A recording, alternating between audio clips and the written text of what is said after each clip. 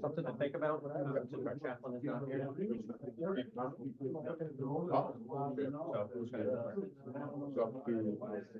not here, so. Okay. I don't know. Here he comes, I'll ask him.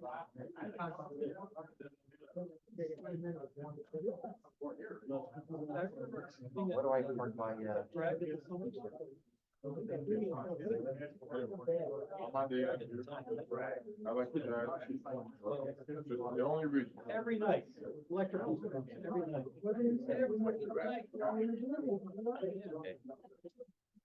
They do. Here's my 25 copies. Yeah, 'cause this way here, But they're there. what it is, spreadsheet I have for membership. I brought in the It's got a document, tab 30 for those copies. that have passed Can I and for those that have dropped off. copies of 30 copies of the new draft. We're not my,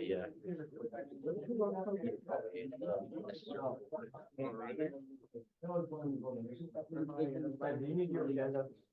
Do I need it? Yeah, that's what Michael can't find. Okay, thank you. I got my book. I got what you need. I think it's in the folder or whatever. Yeah, it's in the book. I didn't get a book. Yeah. Getting you anything? Not for me. See, I even slept my own copy of law. I even slept my own copy of law. That's when you get them to the finance officer who won't be here today. Yeah. So you're standing in. Okay, so be standing.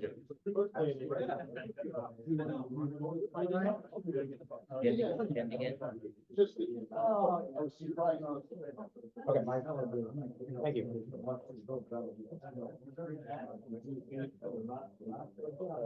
Online, thanks. Yeah, board members. I don't I don't have that. Thank you. Board member. What board already? Don't forget the pledge of allegiance. Present our board member. Have something for me. They have.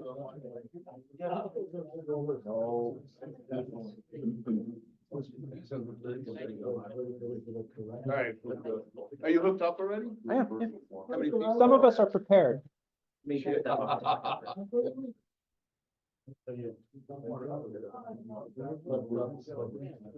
How many people do you have already that are online? Yeah, not that many people registered. We're gonna have more later, I bet. What, two of our fellow males? Ski and Eric Lahoda. Yep. That's our two delegates. I'm not gonna ask for any. Don't worry, I'm not gonna take, you know, you forgot the national one, huh? Big heavy one. Yeah, I totally forgot. I always carry mine. Thank you, I appreciate it. Yeah, but that's the way this is. Okay. Yeah, but Matt, you're at home, that's just, you know. Now, see, if you have it at, you know, some convention. Oh, okay. Finance officer. I know who he is. I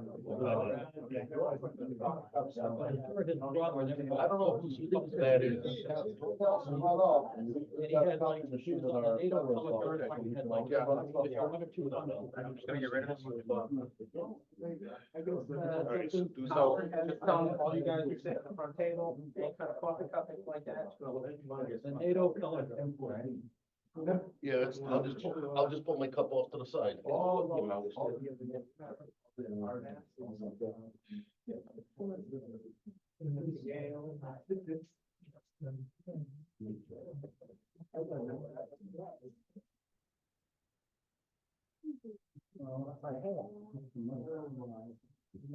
right, we have 26 people here.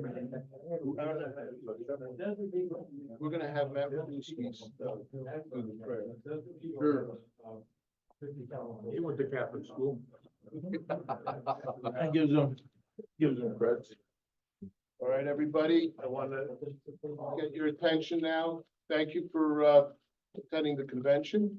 Thank you for being here. Thank you for representing your respective posts or fulfilling your obligations to our organization through the executive board. My name is Michael Hitzak. I'm the commander. I was elected on September 23rd last year. The year went by pretty quickly.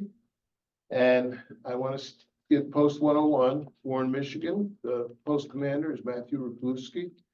I want to compliment them on, first of all, volunteering to run the convention and also doing a very nice job of organizing everything. Thank you, Matthew. Wish my wife was here to hear that applause. Outside. And she is, and she did call me several times to work on some of the details. All right, so anyway, everybody, I hope you've gotten a copy of the journal. In the journal is the agenda for what we're going to be doing over the next 2 days. You mean we're not gonna wing it? Yeah. Well, we're going to wing some things, but hopefully it won't look like we're winging it. So the first thing we want to do is, my opening remarks are, again, I'm very happy that a year has gone by. There's many good things that we're going to be discussing in the next 2 days that have transpired. And then we have some things in the future that we'd like to see. I am heartened that we have several mid-20s members. Because I was telling my son, First Lieutenant Brandon Hitzak, who just came back from his first deployment. He just turned 26 on August 20.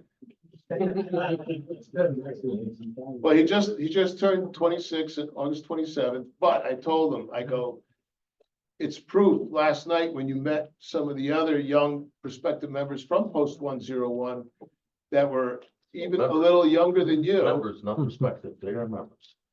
Even younger than you, that it's proof that you don't have, just people here that are over 55 or 60. So, but on the other hand, we also respect the service that all of you provided our great country in defense of all the freedoms that we take, that many people take for granted that we don't. I was a keynote speaker in New Jersey, and I forgot the name of the town, but it's a dry town down in the shore. Ocean City, maybe. Ocean City, yes. Ocean City. It was one of the, as a matter of fact, it's one of the members of Anna Krupchuk's post that keeps saying, when are we going to have a meeting? So he's the guy that got me in there as a keynote speaker for Memorial Day. Yeah, and what was interesting is I recited the oath, and I basically pointed out, if you notice, the oath says, I pledge to do everything to defend the nation, follow the orders of our commanders and the commander-in-chief, but it asks for nothing in return. So that's why we exist, is to honor veterans, honor their service, and then in some cases, honor their sacrifices. And I'm very proud that our organization has done a very good job of that. And with some of my material that I picked up, it's kind of interesting because I picked up from last year when we were at Suzuka at the convention. There were some of the journals from conventions going back all the way into the 60s and 70s. And that included Post 17, which is my post that I belong to, and also other posts, like Post 1, of course, Philadelphia, which is not a surprise. Because I remember one of the things that early on, this is about 5 years ago, I think it was Walter Stepaniak, who used to be Post 17, now he's in Post 26, Washington, D.C. He said it would be really good if the UAP got listed on the wall for the USS Arizona in Hawaii. yeah, what's Pearl Harbor. Pearl Harbor, in Pearl Harbor, Hawaii. And what was interesting is one of those journals has a whole article about when that happened. We do actually have the Ukrainian American Veterans listed on the wall in the USS Arizona. And we also have, thank you to past National Commander Matt Koziak and to Bogdan Hitmansky, that we still participate in the ceremony in Arlington National Cemetery. So our organization is showing its colors, standing proud, and I'm proud to be the commander of it. So thank you again, and I'm hoping we're going to have a good convention. The next thing that is happening is a prayer. Our chaplain, Reverend Dr. Ivan Koschak is excused because he's covering two parishes and he has I think, a christening and a wedding. And he said he couldn't make it. But we've asked our post commander, Matt Rogluski, to say the opening prayer. Please stand, uncover. Matt, can you cover the front so we can hear you online, please?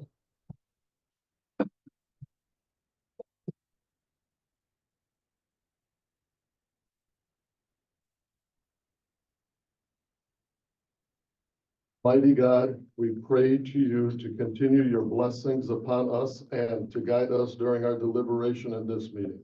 Guide us in all our days so that we may be able to discharge our duties honestly and well. Fulfill now, O Lord, the desires and petitions of the Ukrainian American veterans. Grant them the knowledge of your wisdom and truth. For unto you we commend our lives and all our hopes. Continue to bless our country, the United States of America, and Ukraine, our ancestral homeland, so that peace and freedom shall always prevail.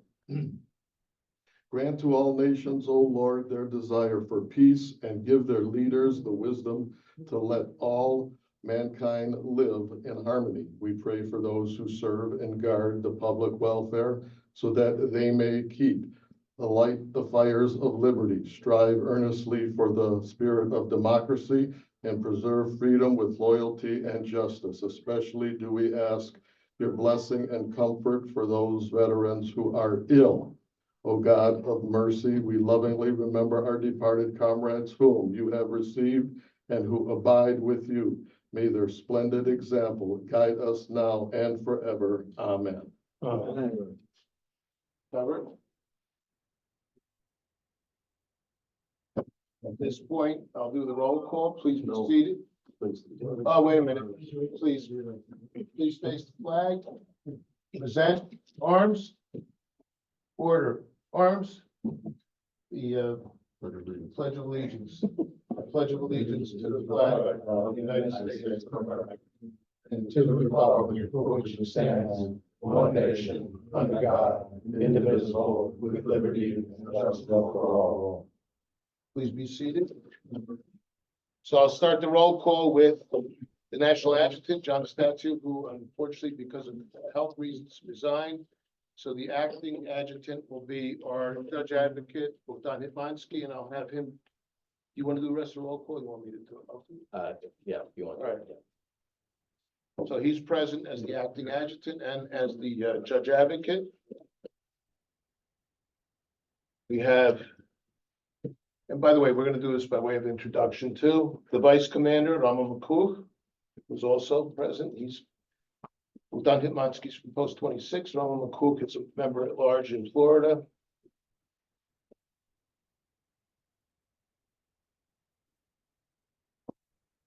Finance Officer Peter Bensak has been excused also due to health reasons. The Quartermaster Stephen Kostecki has also been excused due to health reasons, but some of them, I've asked them, why don't you join us online? If you can't be here in person, I think it's very good that we have one of the other officers that's present is Jonas Savage, the webmaster, and he's providing us a option of attending the convention virtually, which I appreciate. The welfare officer, President Roman Stepaniuk, and he's also a Post 101 member, correct? Yeah. Thank you. Scholarship officer, Nick Skidmore. Present.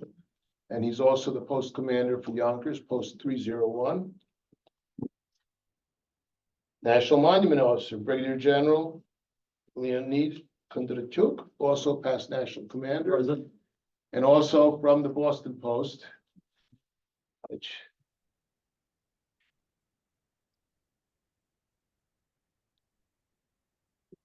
historian Ed Zedek from Post 1, Philadelphia. He's present. Publications officer Razan Dudic, also from Post 32, Chicago, which is the post that Peter Bensak is from, also past national commander, and he's the post commander for Post 32.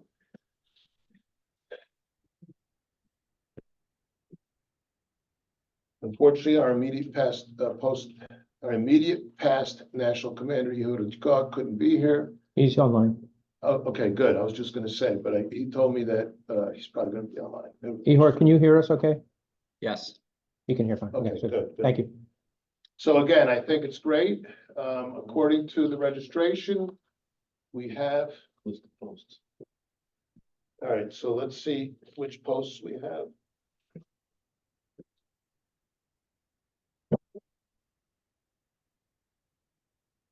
Post 1, Ed Zedek. Post 6, I'm the acting commander, so I'm the only one here. Post 14, Ehud Richkov, Here. He's online. present. Yep. Okay. Post 15. That's, I think, New Haven. So we don't have. That's New Britain. There. That's New Britain. That's New Britain. 15 Oh, is that's New Britain, okay. Yeah, you're right, New Britain, correct. Post 17, It's he down the corner. yeah, for some reason it says Nestor Ninka, but it's This Jim, is old. Jim, Don't worry about it. but anyway, post 17 is represented. Post 19, Pearl River, William Jojda, also vice commander for New York. Post 23. That's Buffalo. That's Buffalo. I don't, do we have anybody don't from see. post 23? No. Post 24. Parma, Ohio. Post 24, okay. And I don't know your name off here. Al Kravchuk, Al Kravchuk? no, Truk, Yeah. in Ukrainian. Yeah, well, yeah. There's some things I can pronounce better. He did a good job. Are you related to Anna Kravchuk? That was my mother. Another Anna Kravchuk, not the past national commander. Okay. So post 24 is represented? No, she spells hers different. Oh, CZ. Yeah. oh, no, Post 25. That's a inactive post in New Jersey. Yeah, Trent, correct. Post 26 here. Represented. Bogdan, as I mentioned before, Bogdan Hidlansky is a member and an officer of post 26. Post 28. That's negative. Post 30, which is another inactive New Jersey post. That's Anna Kravchuk was the post commander. I'm the acting commander, coordinator. I'd rather be careful about saying commander, but post 31. Yeah. We're represented by General Kundachuk. Post 32, I already mentioned, Peter Binsak. We have Present. Don Dudich representing them. Post 33. I thought I saw somebody here from post 33. I guess not. Post 40. That's Florida. Do we have anybody from post 40? Nope. Negative. Post 42, which is. Oh, okay. And that's Allentown, right? Yeah, we've got 20% of the delegates here. Yeah, you guys, and they also show up to the National Monument for Veterans Day, St. Thomas Sunday. Usually 50% of. I know, I was gonna say, and they also changed their patron from, Jack Palance to, Michael Strank, right? Michael Strank. Yeah, Michael Strank. It's, one of the guys that put the flag up on Mount Subarachi, right? Second flag.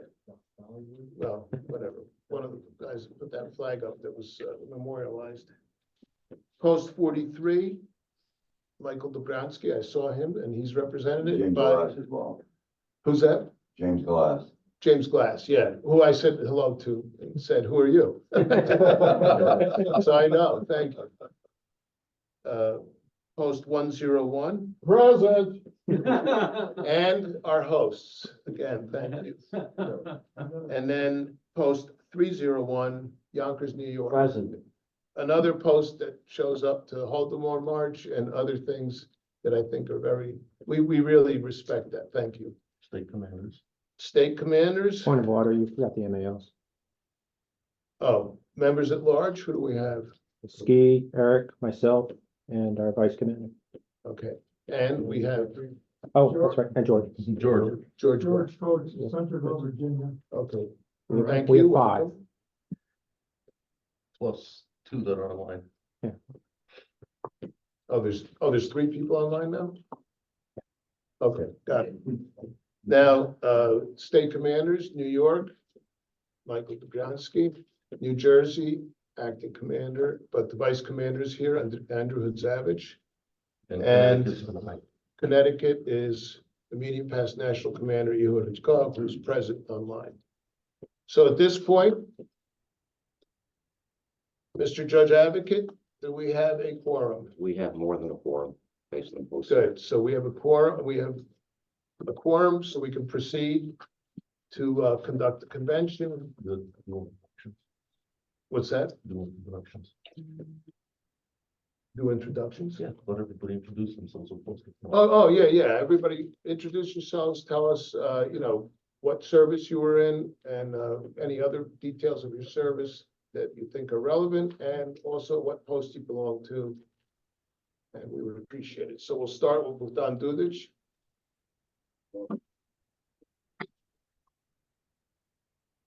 Eight years ago, the first time a committee, a convention, when we had introductions, I had the honor to be one of the people in the audience, and everybody introduced themselves with this high-ranking term, or member of the board, or this, that, and the other.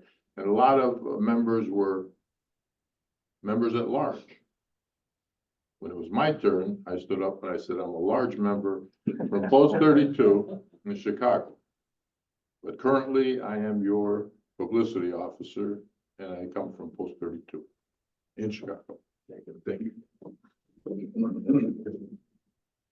I'm Bogdan Hetmansky, and I'm from Post 26 in DC, retired Army.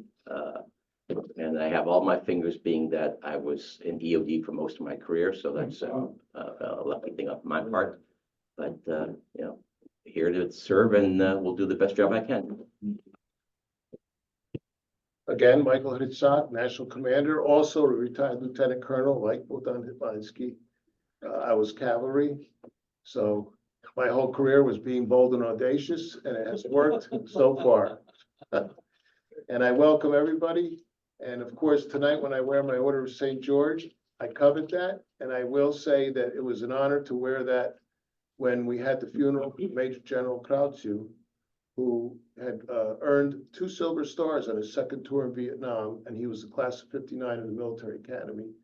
And I'm sure he was an Order of St. George recipient too, so I stood proud with that. Thank you. Roland McCook, member at large, Marine Corps, not much more needs to be said.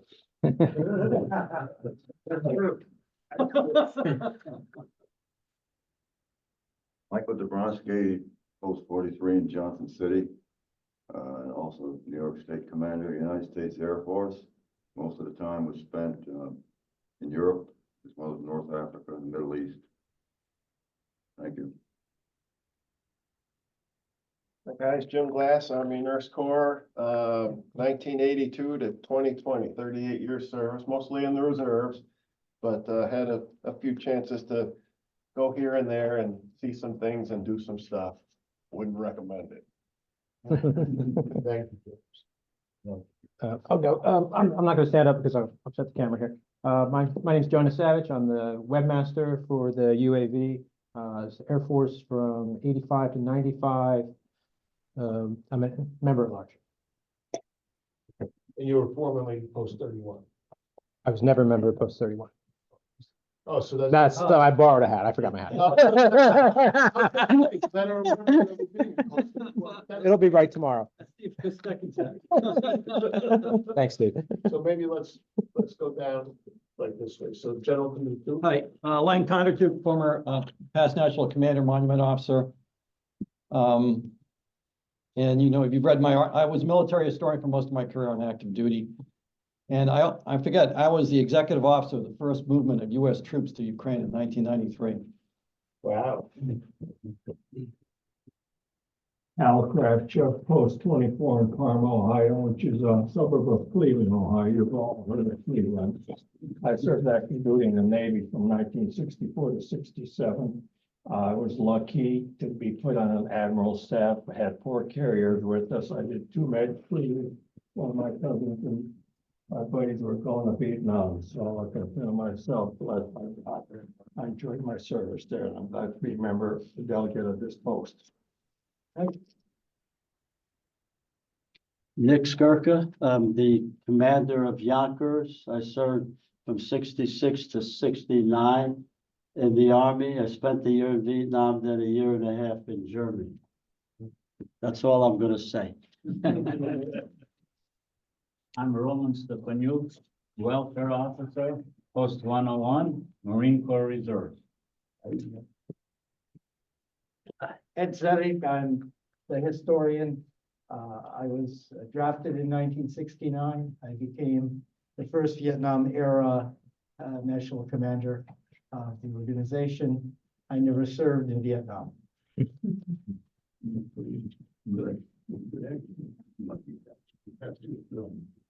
Vasil Shazda, post 19, commander and vice commander near say Spring Valley, served in Vietnam 65 to 66.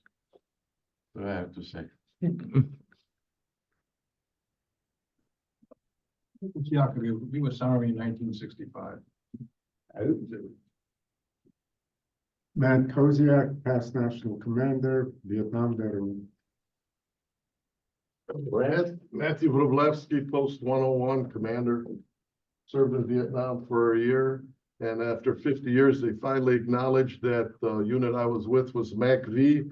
And after 50 years, they finally acknowledged that we were there, not only there, but in Cambodia and in Laos. So that's what I did. And MACV is military CC command in Vietnam, correct?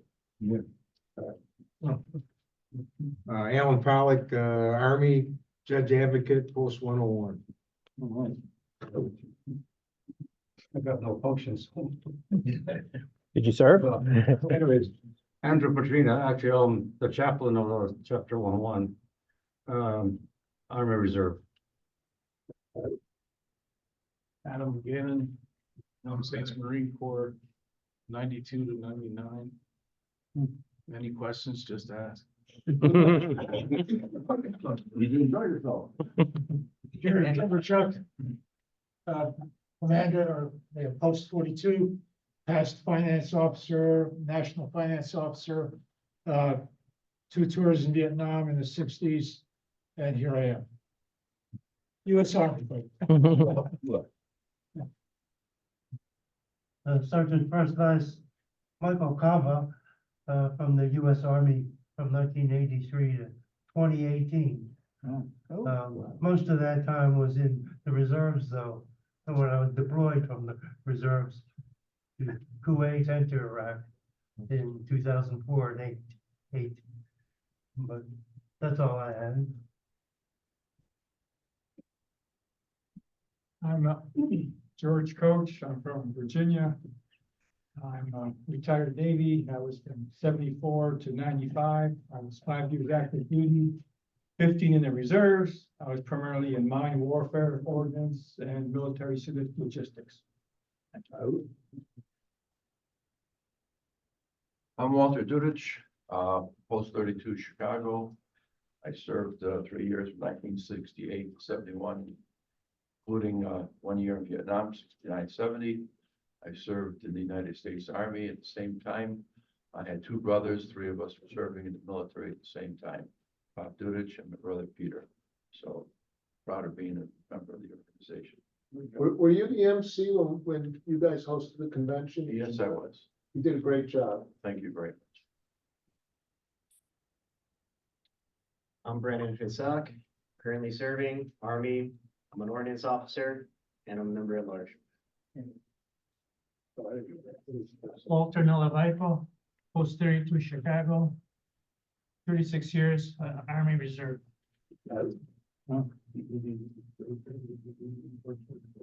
Roman Maximovich, I enlisted the U.S. Air Force when I was a 20-year-old Canadian citizen. Served in Otis Air Force Base from 55 to 59. Post 101. Post 101. Natalia Chrissy, post 101. I am currently serving as an MP. I'm a sergeant. I've been serving for 5 years now. Thanks. Welcome.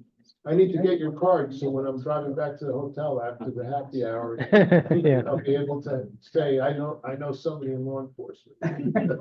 You're free. You know, Profits stand up because of a broken neck. I served in the Army for 7 years. I was with the 8th Armored Cavalry Regiment Recon stationed in Germany.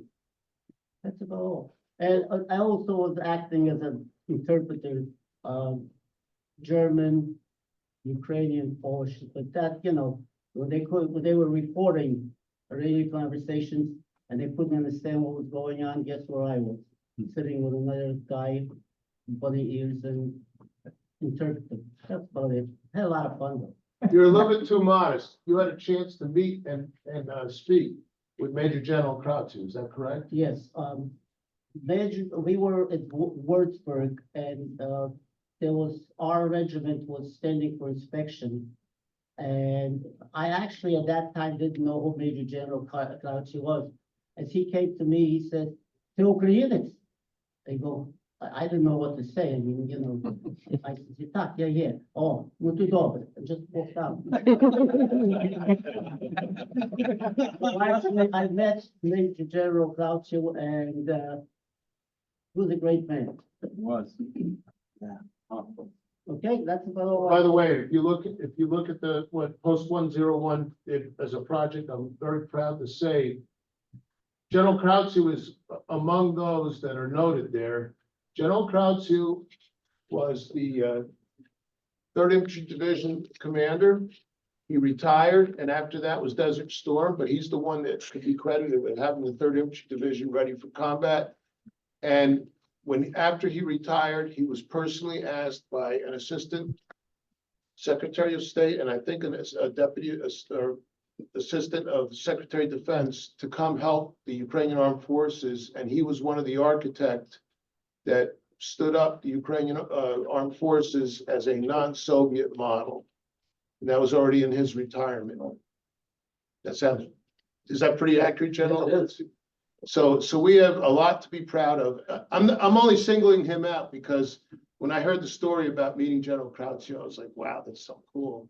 And when I went to Ukraine with Ehud Rudko in August of 2021, we met his niece, who's still a commander in the Navy. She's carrier qualified. Wow. And after I met her and we were hanging around in across from Lviv, we had a couple beers. I looked her up and there she was on a video as a shooter. A shooter is the officer who has to be a qualified carrier pilot with experience. And she was launching ships off of, I forgot which aircraft carrier, but I was like, this is so cool. I wish my son was here to see this. Thank you, Zanko. Reached out post 17, United States Army, Alaska, 1771. David Scott, post 101, started in the Navy in 1978 till 1982. Spent a tour on U.S. Nimitz during the Iranian hostage. We transferred to the Air National Guard, where I picked up duty in Kuwait for Southern No-Fly Zone and Turkey, the Northern No-Fly Zone, and one tour in Iraq in 2007. Is that the carrier Nimitz? Yeah. Excuse me? Was that the carrier Nimitz? Yeah. I was in the Nimitz and then I served on the Kitty Hawk as the second one in 81. So were you involved in the movie that involved the Yes, Nimitz? and we had final countdown. There you go. Down the coast that first 2 weeks that we were out there. Yeah. And I got a video of it too. It didn't make the cut. Dr. Peter Lazarchuk, Marine Corps, Post 101, 7677. Thank you. So we have quite a diverse group of veterans here. Next, what I'd like to do is go into our, all right, we have the quorum verification. Unfortunately, we don't have the minutes from the 76th convention, which was in Suzuka on the 22nd and 23rd of September, 2023. But what we will attempt, well, we will eventually obtain the minutes and share them with you when we get them. We went through 2 different advocates this year, and we have an acting advocate right now in Adjutant. adjutant, yeah, I'm sorry, I meant adjutant, yes. That makes a difference. Advocating adjutant. I move that we waive the reading of the minutes from the last convention until we get. Question. Was that taped? We have that. Yes. Yes, Okay. we'll be able, by the way, that's a very good point, Matt. We'll be able to reconstruct several of these meetings through that, because we've done that on some of the other meetings too. So just for now, again, John Statsu very reluctantly resigned due to health reasons. He apologized profusely, but I also, again, without embarrassing him, I also told him, you know what, John, you've done a lot for this organization. You've been the adjutant before, but your health is more important than trying to stretch things out, because he had to quit several different things that he was involved in. But we're going to move on because we're going to have a lot of other talented people that are going to be part of the executive board. So next we have financial and activity reports. Unfortunately, the finance officer, Peter Binsak, is not here, and I guess he's not attending online, right? I can speak for him. Okay, so we in have part. one of the Dudish brothers. We'll let the quiet one sit in the back.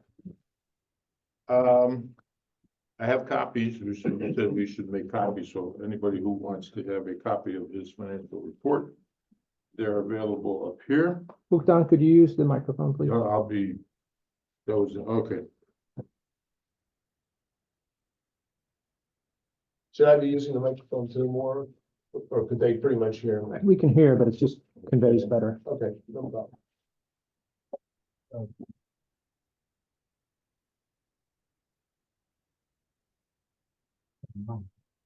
All right.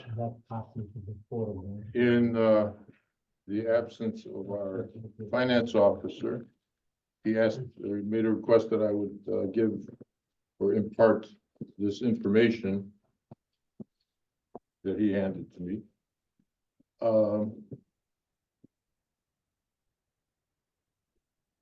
I'd just like to point out that it's just to correct the record from the commander. He said it's nice to see that we have some members here in the 20s. He forgot to differentiate that a lot of us here were born in the 20s. Okay, so just separate the one from the other. Okay. He sent me some emails. He wanted to tell me to pass this on. The final taxes for 1923. 2023. I'm sorry. I got stuck in the 20s. You're right.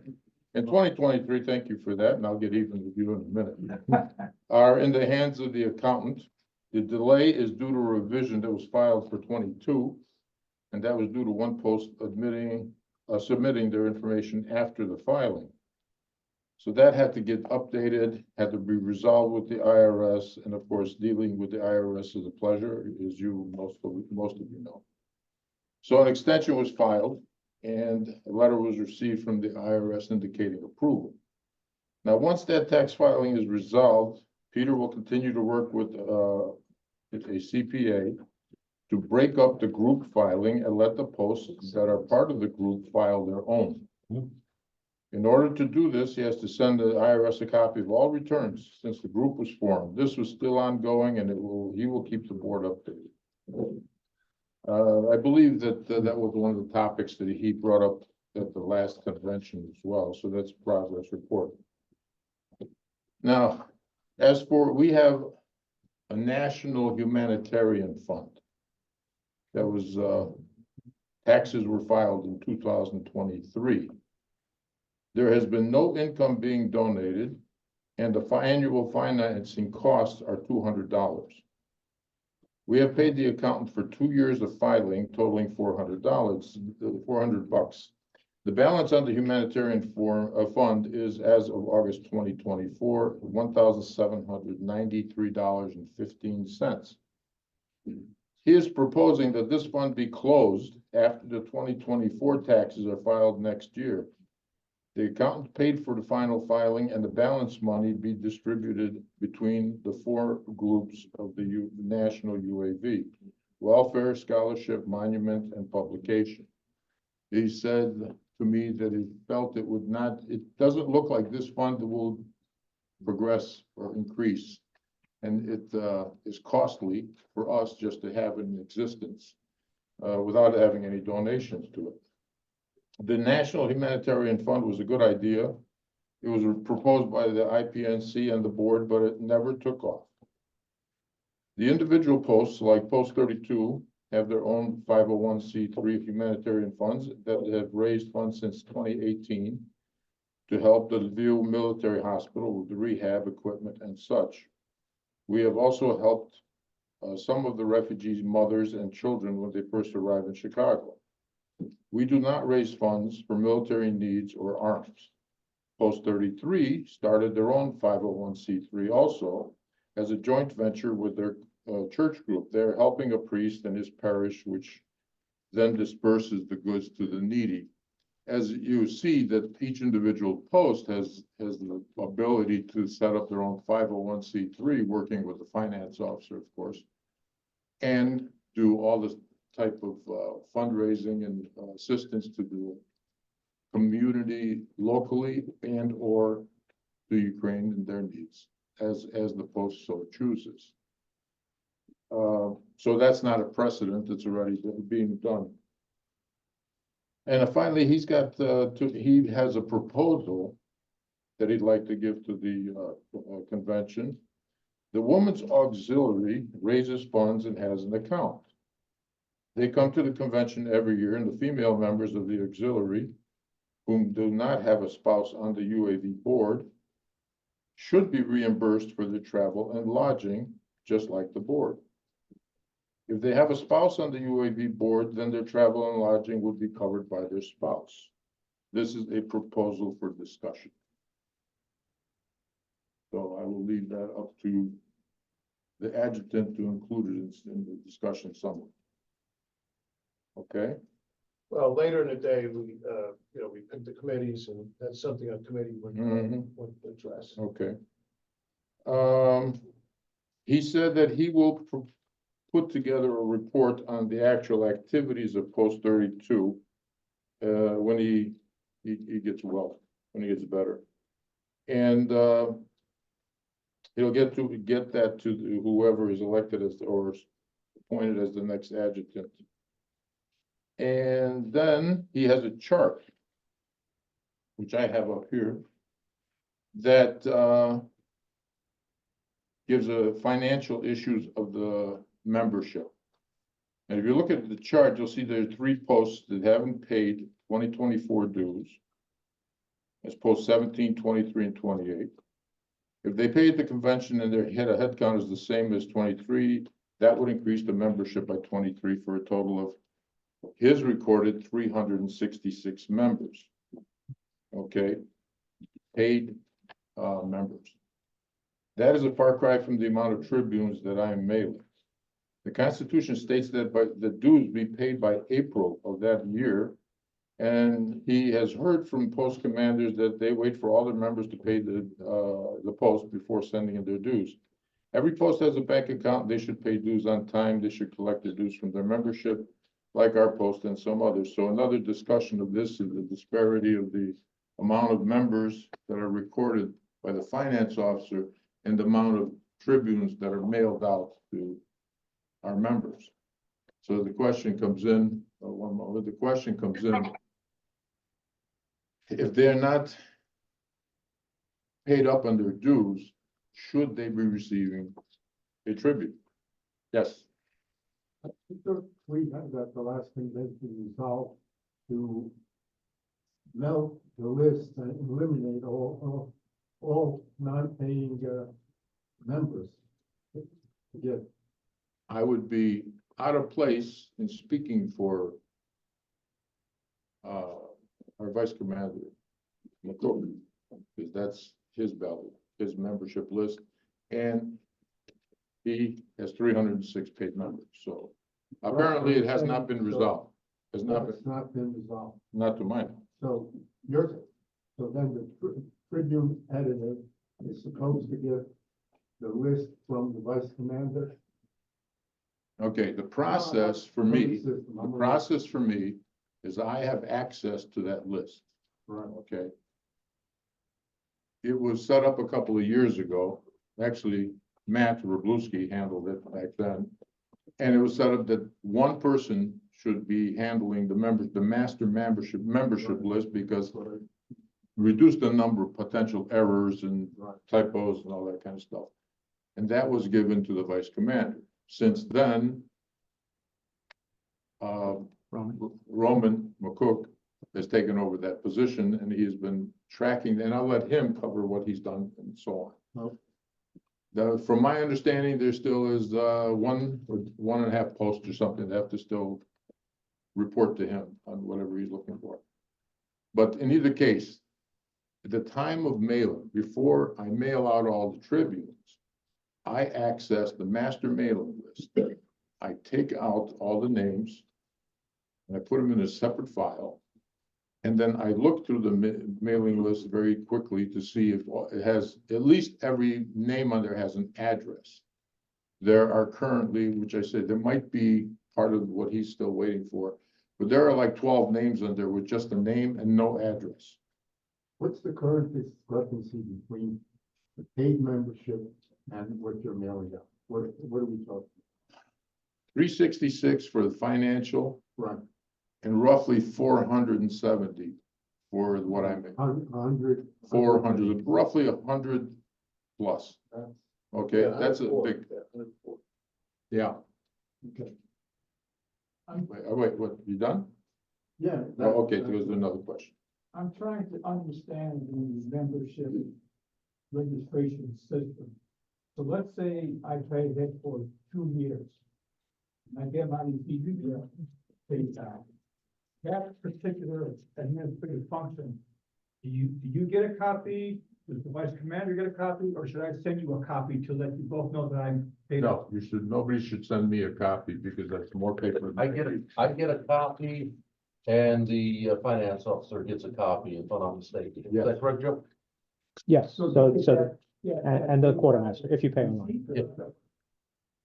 I get an email, and the quartermaster gets an email, so even if you just bought, one of these pins, I still get a receipt that it came in, I look at it, go, that don't involve membership, and I just dump it, but if it involves membership dues, then I annotate it on the master list that you're paid till.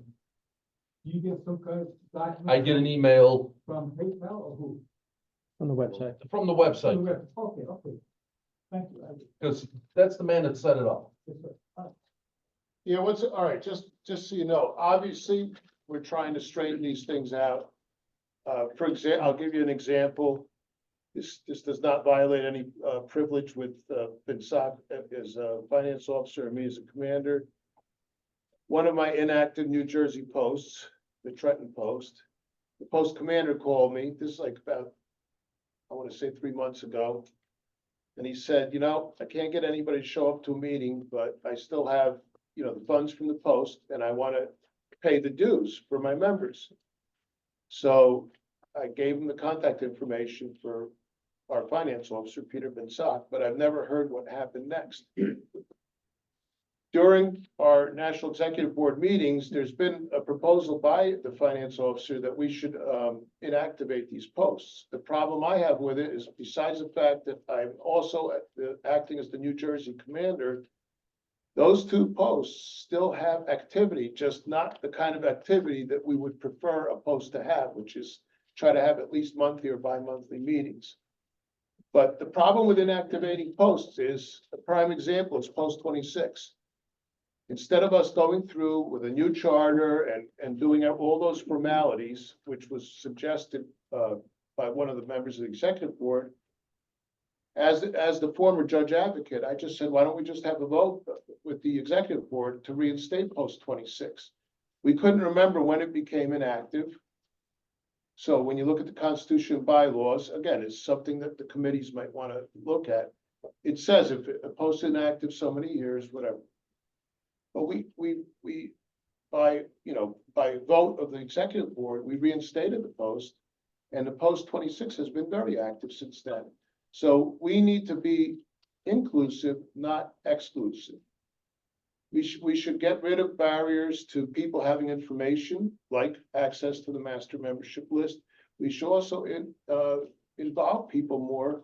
And one of my goals in this convention is for us, the executive board, including myself as the commander, to have better communications with the post commanders. Because the post commanders, I actually published with the executive board my command philosophy. That is the center of gravity. That is the tip of the spear. The posts themselves, they're the ones that are active out and about in the Ukrainian American and the regular community. That they're the ones that show our colors. They're the ones that make our organization known and respected. So that's going to be one of the big things that I'm going to try to fix is, first of all, get a proper membership list, but also get good communications again with the post commanders. I hope that answers part of your question at least. Yeah. So I have a question. Do you have a way of retaining names of people who are not obliged to pay dues or are active duty? Yeah, it's part of, Yes. yeah. Because Yeah, they're over that's- 80 and all that, that's yeah. They get some shifted to a different page on the spreadsheet. Yes. There's a deceased, there's a former, they just, So that prior number you said 300 and whatever includes those people? Yes. no. No? No, No, yes, those okay. people that have dropped off are shifted to a different page. There's the active member page, there's the deceased page, and there's the former member page. Okay, well, we On won't the have, we spreadsheet. won't have to send those things to the deceased, but certainly the people who don't have to pay dues should get the. No, those that don't have to pay dues are still on the active list. Yes. Oh, It's just that if you had in your post, Maxim Holopupenko hasn't paid in 10 years, and you've dropped him from your rolls, we move him to the former member list. We still have his last contact info, but he is no longer getting mailings. When he sends out the Tribune, he's not on that list. Yeah, you know what, just to, again, my experience with our regimental association, New Jersey Cavalry Honor Association, we had some members that died, especially like World War II, but their widows wanted to keep receiving our publication. So even though we're not going to charge them dues, we do send them the publication. Now we're doing it electronically, but again, that's a transition point. But for example, the Tribune, there might be some, widows or widowers, because we have female members as well, that say, you know what, I still want to know what the Ukrainian American veterans are doing, even though the member died, 2 years ago, 3 years ago. So how much more does it cost to send it to the full list?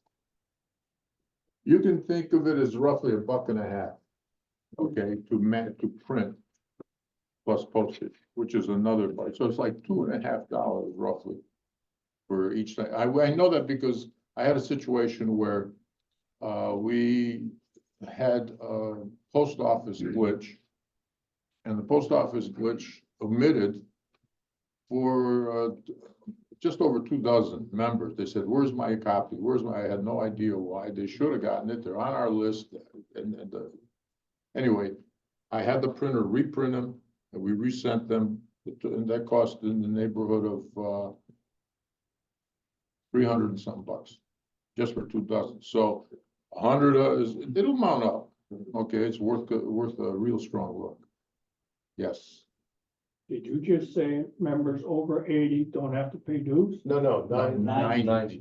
90? He did say 80. I said 80 because I'm post 32. He's from Chicago. We said, we Oh. said 80. Okay, Different time zone. national, yes, we have different drinking water, Ah, okay, yeah, like Michigan. going back to Capone time. Well, we appreciate the discussion, but Bogdan is still gonna be doing activity reports for publications, so Okay. unless there's no more discuss. Yeah, how much money do we have? Yeah, I was gonna say, that would be a nice thing to. That I can't answer. Should be in the report. He didn't give me that. Okay. Speaking of All money, right, just in closing, if I may, Yeah, Okay. I'm gonna actually look that up and, get back to you on that, General. as far as mailing, I'd like to take this from the Ed Zedek book of cheapness. Okay, he's been known to, and he takes out his Christmas list every holiday and sets up one card as a chain letter to all his. So at this moment, for now, that's all I got. Thank you. So do we want to table, accepting the finance report until we have a little more detail, like something very? We do, I would make the proposal that we table the financial report for approval until we have our official finance statement. I'll second that. All right.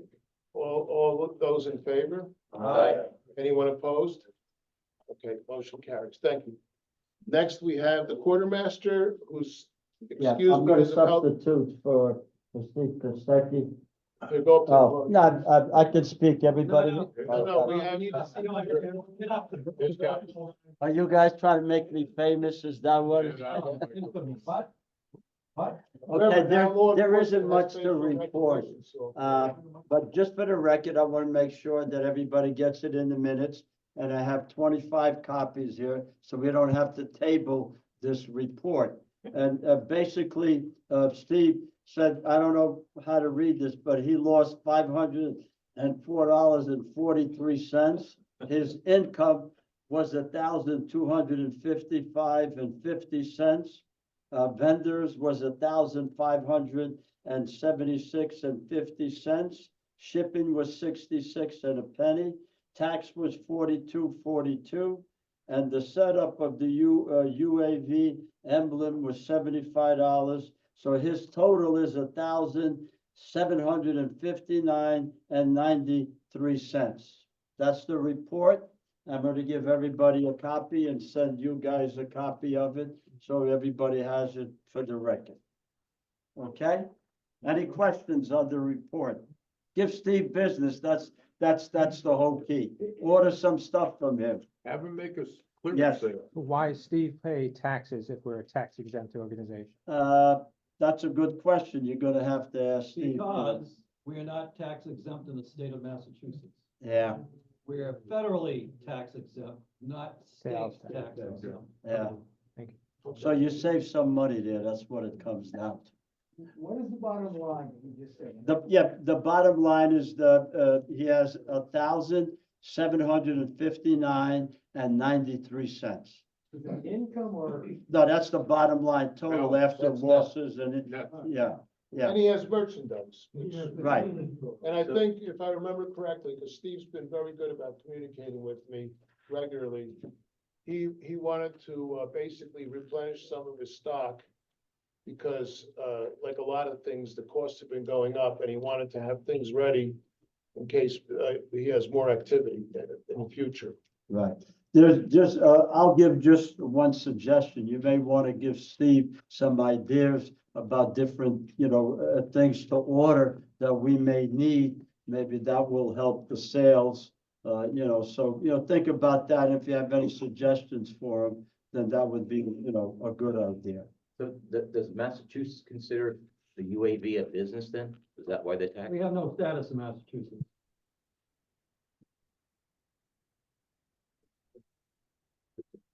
Okay, so I have 25 copies. Let me explain that. Massachusetts clothing is tax exempt. So obviously he's ordering coins and things that I guess you gotta pay tax on that. Oh, so on the objects he's buying, he's paying taxes on. Yes. Okay. Stephen also said, besides his health, that he would like to have somebody else step up as a quartermaster in the future. So we might not be able to accomplish that this convention, but that's something that we need to look at pretty seriously. He's been doing it for many years. And he's a valued member of the executive board because, like I said, he actually communicates quite regularly and effectively. Yeah, So, me and Steve started in 2000, so, Vasil Josda asked for volunteers to do the quartermaster and to do the scholarship, so him and I volunteered. They haven't kicked us out yet, so we're doing pretty good. yes, thank you. Okay, Any other discussion? for the record. Somebody want to make a motion to accept the quartermaster report? Make a motion, Matthew President, to accept quartermaster report. All right. Who seconded? Who seconded? Peter Lazaar. Okay. Peter Loudon. Sure. Thank you. I have a copy. You got it. All those in favor? Aye. Anyone opposed? Okay. Motion passes. Thank you. And the next report is the welfare officer, Rahman. All the way back.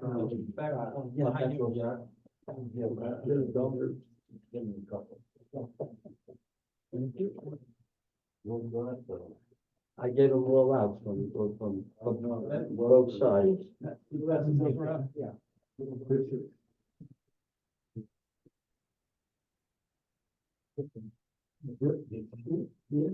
I have some more of the quartermaster report and the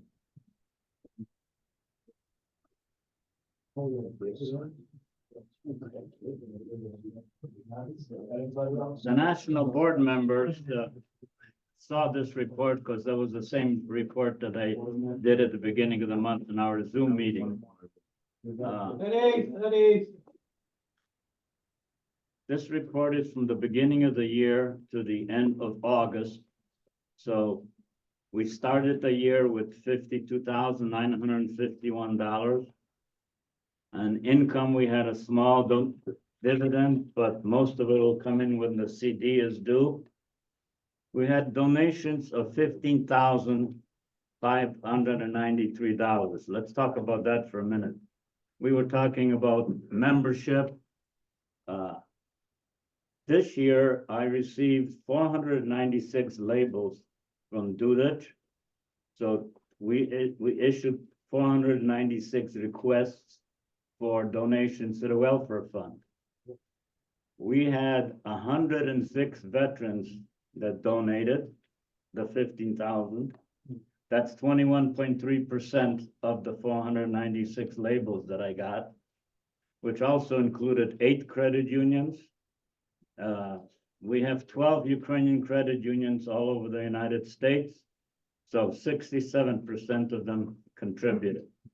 So to go on, the total income from this period of time was $15,694. Our expenses, mainly the grants, which is $7,500. That's 6 grants that we issued and the checks were cashed. 2 more grants are pending. In other words, they didn't cash the checks yet. I do not issue a report and I don't record it until I get the statements, the financial statements from the credit union. So there's 2 more checks that are outstanding. We had some expense for envelopes and labels, stamps, which is a big number.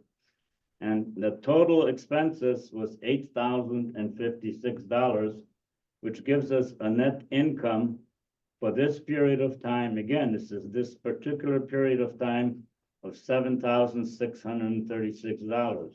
You add that to the starting position of $52,951, says our current position for the welfare fund is $60,588. That amount is distributed at the Ukrainian Federal Credit Union, just right over here by us, $794 in savings, $14,794 in checking, and we have a CD of $45,000. which equates to the $60,588 that we have. Any questions? How much is the CD earning? I'm sorry, How much is the CD earning? 4.99 something. And to be clear, you said $7,500, but that's a total of the grants, is that correct? That's the total of the grant, that's the 6 grants that we issued, $1,500. 1250. Oh, sorry, that wasn't good enough. That's okay. And I have another thing to say. I've been doing this for 8 years now. And I'm a believer that when a person is associated with finance, just like our president, 8 years is enough. So I'm gonna do this one more time next year. And then after that, I'd appreciate if the board would find somebody else. You do a good job. Yeah, thank you. Thank you. And I do want to compliment Norman, because Norman, in spite of all the challenges, let's say, because some of the grants are not as obvious as others. Because I know when Michael Federico died, he was the post 6 commander. He was a World War II veteran. He was in the Army Air Corps. And his nieces came to me and said, you know what? We don't have all that much money to be able to wind things up. So I applied, and I think we got 2 grants for Michael Federico, if I remember correctly. And that was very well received. And one of the things that the Internal Revenue Service looks for with something like the welfare fund, it's great that you're collecting money, but they want to see you spending it for the purpose that the welfare fund is, which is helping members or helping families like Michael Federico's when he died. And I want to say that, again, I spent the 3rd to the 23rd of June in the hospital. I had open heart surgery to replace my mitral valve, which had been destroyed by streptococcus, which I have no idea how it got in there. But I didn't know it, and my post commander didn't want to tell me, but he applied for a 1250 grant for myself, and I was very grateful to see that, even though, as Jim Fedorka, the post commander, guessed, I felt there are other people more deserving. So still, Raman and his committee do a very great job, and we do appreciate it. Thank you. Do we have a motion to accept? I want to make another comment. We get grants sometimes from individual veterans, but some of them, or many of our people, are hesitant to request the welfare fund for money. So whenever a post commander requests in somebody's behalf, we have never denied it. So I encourage all post commanders, because they're the ones that know who needs it and who's in need of the money. We, the committee, do not. But whenever a post commander fills out a form and sends it to us, we accept it. We've never turned anything down yet. Yeah, and the request I made was as the state commander, which is probably a little bit more out of the ordinary. However, we have noticed a trend. There are families that when there's, especially a long-term illness, that they do have some financial challenges. And that's, again, one of the functions of the welfare fund that I think has been very well supported. I believe it was correct that we changed the requirements and added families as part of. It was always and It family. was always and family. Yes. So that's. And every member is allowed 3 grants in a lifetime. Right. And then the executive board, somebody can do further. For the 4th one, If yes. they're- right. All right. Do we have any further discussion? If not, do we have a motion to accept that report? Who? David Scott, David Postal 1. David Scott. Second? I'll second. Second, Walter. The other Dudich. Yeah, always known as the other Dudich. All in favor? Aye. Anyone opposed? Thank you, Norman. You look great, status post MVR, by the way. I am blessed, and I will say the veterans showed a lot of support, and I really appreciated it. It's one of the things that heartens me to support this kind of an organization, is that kind of support. And it was funny because at the Ukrainian Festival in Suzuka, I had to sit down for a couple minutes because I felt a little unsteady. And one of the other members said, "Oh yeah, I got the you know, what do they call this? The zipper, yeah." And he said, "It took me this long to kind of get to this point." So he said, "Don't worry, you're going to be okay." A lot of times, something like that goes a long way. So I appreciate it. Okay, next we have the scholarship officer, Dr. Nick Skirka. I'm going to be short as I am. Okay, the first report is the financial report. When we ended 2023, we ended with $20,362.72. And after we paid out $6,000 to 12 members at $500 each, then the total went down to $14,362.72. Then we did some fundraising going into 24.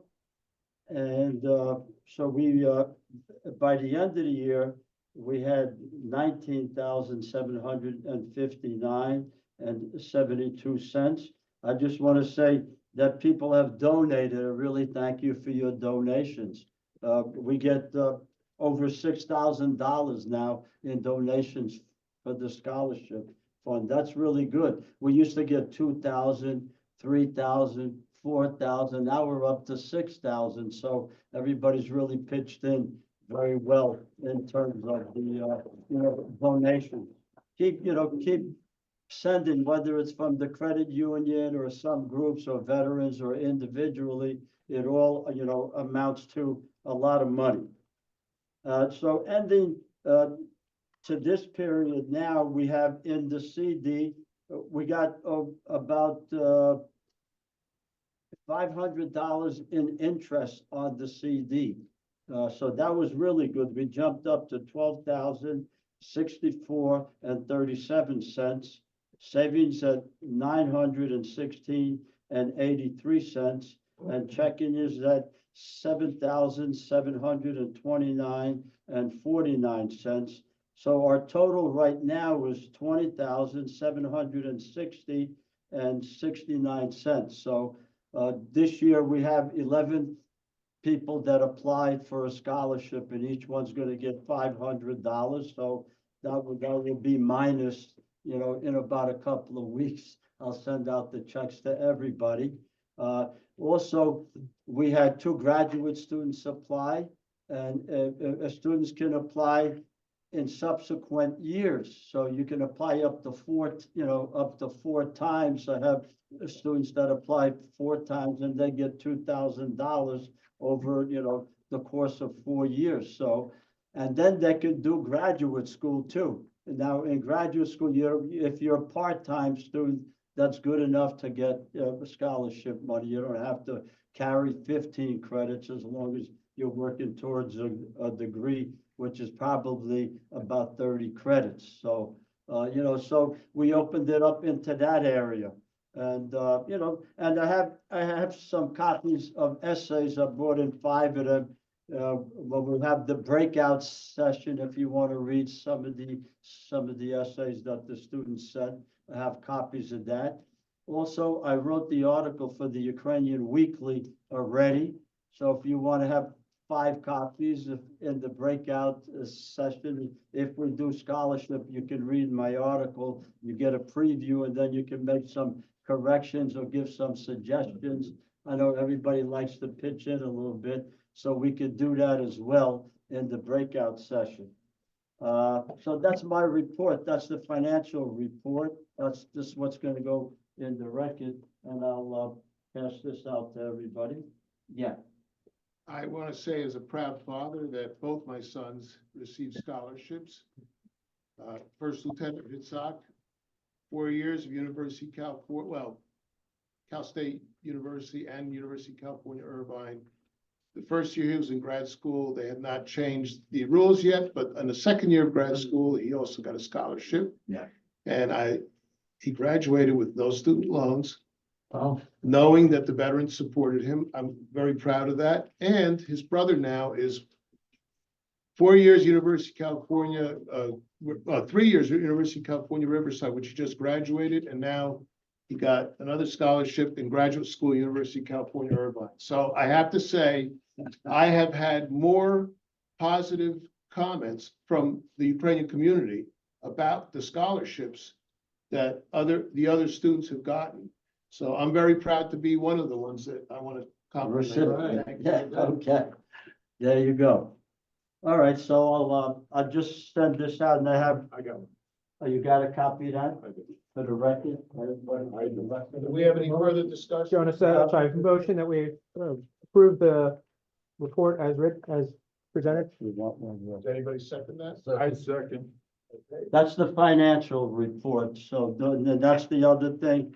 I'll give my report in terms of my activity. We have a motion on the floor? No, we're now. gonna do activities for post 301.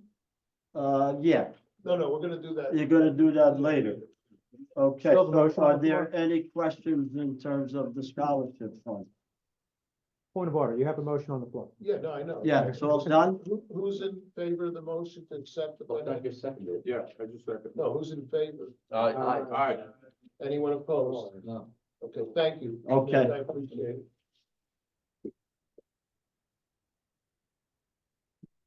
Next, we have General Kuzachuk, National Monument Officer. I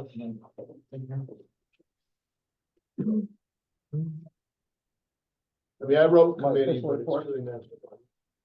Yeah, this will be my activity report, testing, not on, it's white. Now you can hear me, right? Wake up. We're in Michigan, wake up. So that was the purpose. Annual report of the monument officer, also the financial report. This report details the operations of this office 2023 to 24 September 2024. There continues to be discussions between this office and the consistory of the Ukrainian Orthodox Church of the USA concerning adding shrubs, trees, and other landscaping improvements. We expect to negotiate later this year, early next year, on how we're going to put shrubbery in. I authorize the annual contribution of $1,000 to the consistory to defray the cost of the lighting of the monument at night. Has anybody seen the monument at night? It is spectacular. People driving down the street stop and pull over to look at it because it is so awe-inspiring. On St. Thomas Sunday, 12 May 2024, the hierarchs of the Ukrainian Orthodox Church conducted a panachida for fallen Ukrainian American servicemen and women and for UAV members who passed away. Services were also held, thank you to the National Commander and everybody that attends from New Jersey and Pennsylvania. Also, and the services were held on Memorial Veterans Days. A UAV contingent attended all events led by the National Commander. Thank you, National Commander. The UAV monument is in excellent condition. It continues to be a fitting memorial for Ukrainian Americans who have served in the U.S. Armed Forces. The UAV takes great pride for this outstanding and beautiful memorial. Next year, the UAV monument will be 10 years old. We should discuss holding a ceremony in 2025.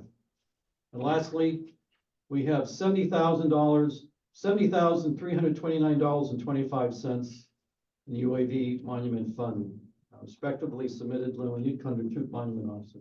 Any questions? Thank you, gentlemen. We have a motion to accept General Kuzachuk's report. Motion to accept. Second. All in favor? Aye. Anyone opposed? All right, next, we're gonna have activity reports, but I'd like to take a 10-minute break before we get to them. Thank you. We'll be back at about 10:30 hours. It's a 7-minute break. Anyway, spectacular. It was concise and succinct. That was.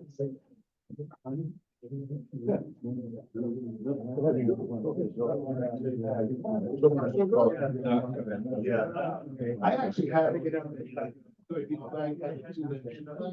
don't think so. That's why I have, you know. But I think at least the two national flags. Yes. All right. I just wanted you to know I have it, so if we had to, we could also do it. Or for the bank, the bank would probably be much more appropriate. Probably. The bank, they have that.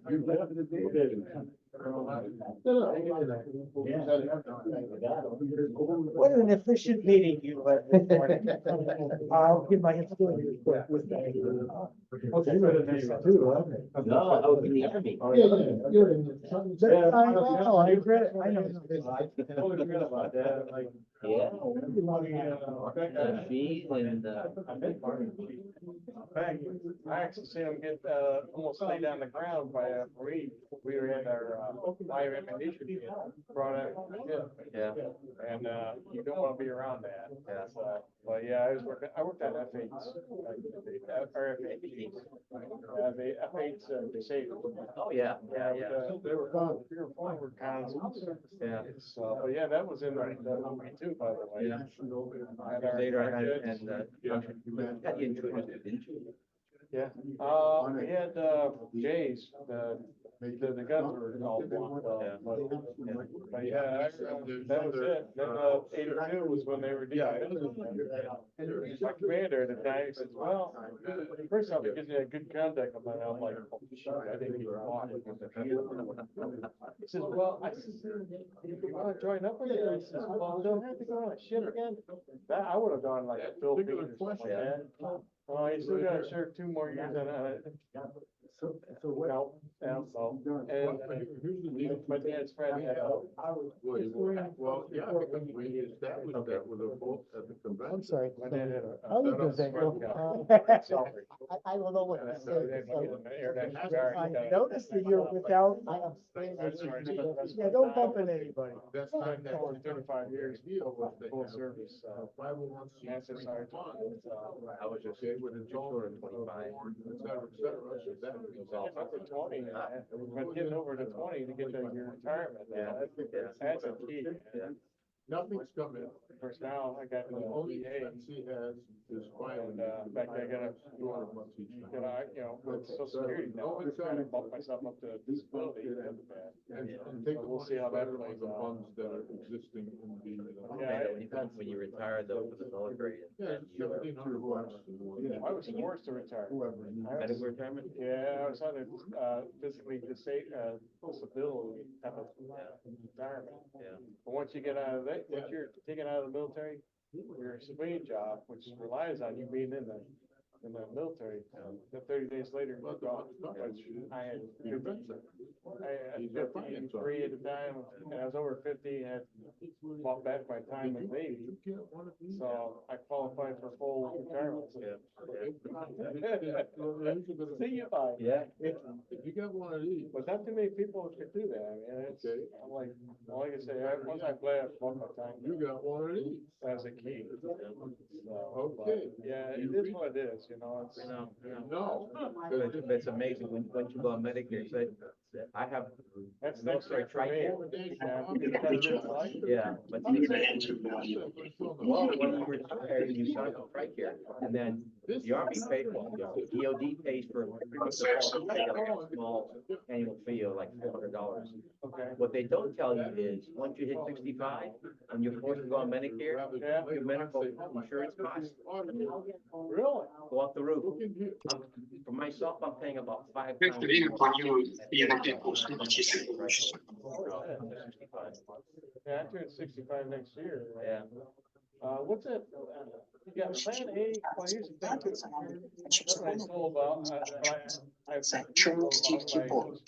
Тільки чому люди,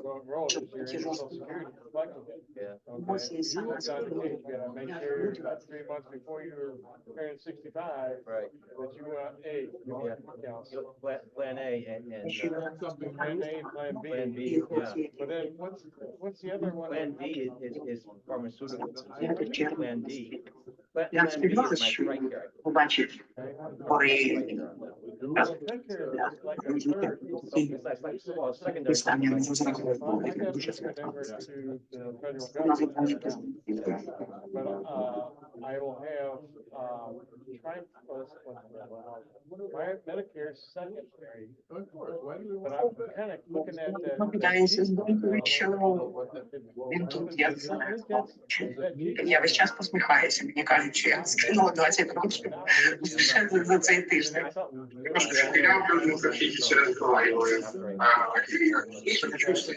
I had the federal government's health insurance.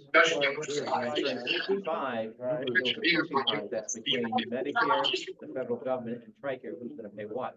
So I had to suspend my federal government insurance. Yeah, that's where all the guys I retired with did that. I'm keeping it. Скажуть, чому саме це? Чому стільки болю? Oh, you can keep it in suspension. No, I'm gonna keep it, but then I'm gonna, that'll be like a second. Стільки болю? Чому стільки брехні? Yeah, then that'll kick in the rest. And TRICARE will kick in the following. And then VA is supposed to kick in another. So I was like, okay. The only thing I haven't done is get the, medications. I don't have yet. Let me ask this guy something. Yeah, I'm sorry. And then. I was curious, Eddie. Thank you. So, we have a situation where close to putting up fires. We have nothing in the country. Well, the other thing, at bare minimum, they wanted me to send them a copy, maybe put on a master meeting. Do that, so I can say that's not the wording. Because we should have something in our constitution, saying that.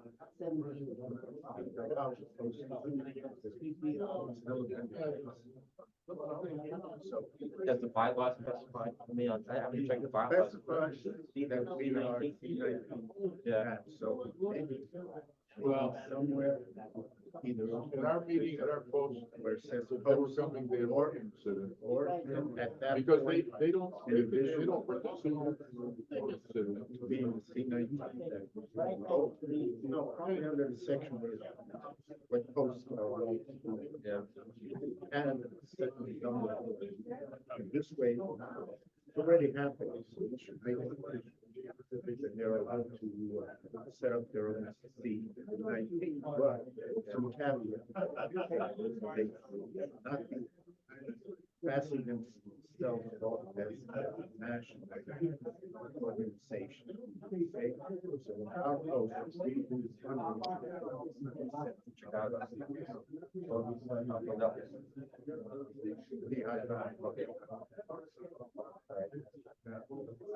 we specify why we're doing it at our post. It's so the confusion.